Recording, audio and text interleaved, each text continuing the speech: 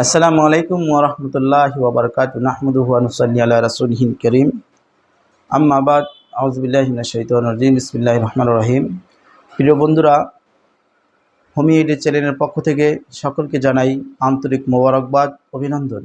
আমি ডাক্তার ইসমাইল হোসেন রিয়াজ স্বাস্থ্য বিষয়ক পরামর্শ নিয়ে আসি আপনাদের পাশে। আমাদের চ্যানেলের মূল উদ্দেশ্য হচ্ছে স্বাস্থ্য বিষয়ক নানা ধরনের টিপস প্রদান করা, যাতে করে একজন রোগী কীভাবে সুস্থ হবে ঘরোয়াভাবে এবং বিভিন্ন পদ্ধতিভাবে আমরা জানিয়ে থাকি। একজন রোগী সহজ সরলভাবে যাতে তার রোগটা সারাতে পারে, সেই বিষয়ে আমাদের এই চ্যানেলের লক্ষ্য এবং উদ্দেশ্য। আজকে আমি এমন একটা বিষয় আপনাদের সাথে আলোচনা করব, যা আমার পূর্ব ভিডিওগুলোতে অনেক আলোচনা শুনেছেন। আজকেও সেই বিষয়ের কিছু আলোচনা করব। সেটা হলো যে কোষ্ঠকাঠিন্যের কারণ আর কয়েকটি অবর্থ ঘরোয়া প্রতিকার। যে কোষ্ঠকাঠিন্যের কারণ, এটা দূর করার জন্য অব্যর্থ যেগুলা খেলেই যেন আমার কোষ্ঠকাঠিন্য দূর হয়ে যাবে, যেগুলো করলে আমার কোষ্ঠকাঠিন্য দূর হবে, সেই বিষয় নিয়ে আলোচনা করব। আজকে দেখেন, আমাদের দেশে এমন কোনো ঘর নাই, এমন কোনো রোগী নাই, এমন কোনো মানুষ নাই কোষ্ঠকাঠিন্য ভুগছে না। আমরা দেখি যে কারো 7 দিন 10 দিন বলে 15 দিন পর্যন্ত বাথরুম হচ্ছে না। এর কারণ কি? এরা আমাদের দেশে দিন দিনই বেড়ে চলছে, যার কারণে আজকে মারাত্মক রোগে আমরা আক্রান্ত হচ্ছি। যেই রোগগুলা আমাদের ক্যান্সার পর্যন্ত হয়ে যাচ্ছে, সেগুলো নিয়ে জেনে নেই কোষ্ঠকাঠিন্যের কারণ আর কয়েকটি অব্যর্থ ঘরোয়া প্রতিকার। তবে বন্ধুরা, চলুন চলে যাই মূল আলোচনায়। তার আগে যারা এখনও আমাদের চ্যানেলটি সাবস্ক্রাইব করেননি, দয়া করে সাবস্ক্রাইব করে নিন। পাশে থাকা বেল আইকনটি প্রেস করে রাখুন, যাতে পরবর্তী নতুন ভিডিও আসা মাত্রই আপনার কাছে আমাদের নোটিফিকেশন পৌঁছে যায়।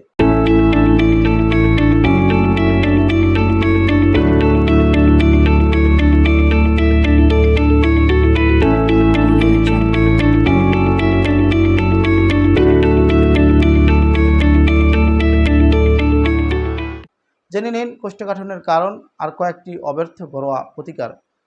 কোষ্ঠকাঠিন্যের সমস্যা অধিকাংশ ক্ষেত্রেই অনিয়মিত খাদ্য অভ্যাস, অপরিকল্পিত ডায়েটের কারণে হয়ে থাকে। তবে কিছু ক্ষেত্রে এই সমস্যা বংশকর্মিক। কোষ্ঠকাঠিন্যের সময় মতো যথাযথ চিকিৎসার ব্যবস্থা, সতর্কতা অবলম্বন না করলে এই কোষ্ঠকাঠিন্য হতে পারে। তা কোলন ক্যান্সারের ঝুঁকি বহুগুণ বাড়িয়ে দেয়। তাই সময় মতো থাকতেই সতর্ক হওয়া উচিত।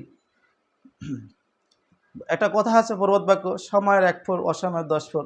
সময় মতো কাজ না করলে যেটা হয়, প্রাথমিক পর্যায়ে অ্যালোপ্যাথি ওষুধের চেয়ে প্রাকৃতিক উপায়, অ্যালোপ্যাথি হোক, যে কোনো পদ্ধতি হোক, হার্বাল হোক, ইউনানি হোক, যেই কোনোই হোক, প্রাথমিক পর্যায়ে আপনি সরাসরি ওষুধ খেতে যাবেন না। প্রাথমিক পর্যায়ে আপনার ঘরোয়াভাবে চিকিৎসা করার চেষ্টা চালিয়ে যাবেন। সেই কোষ্ঠকাঠিন্য নিরাময় করা সম্ভব ঘরোয়াভাবে। জেনে নিন 4টি ঘরোয়া উপায় যা কোষ্ঠকাঠিন্য নিরাময় করতে অব্যর্থ। 4টে উপায়। 1 নম্বরে, প্রতিদিন রাতে ঘুমাতে যাওয়ার 1 ঘন্টা আগে একটি খোসাসহ মানে ছিলকাসহ একটা গোটা আপেল খেয়ে নেবেন, যা উপকার পাবেন। তার মানে প্রতিদিন রাত্রে ঘুমানোর আগে, খাবারের পরে ঘুমানোর আগে একটা আপেল খেতে পারেন, এবং সেটা খোসাসহ, ছিলে না, ছিলকাসহ আপনি খেয়ে নেবেন।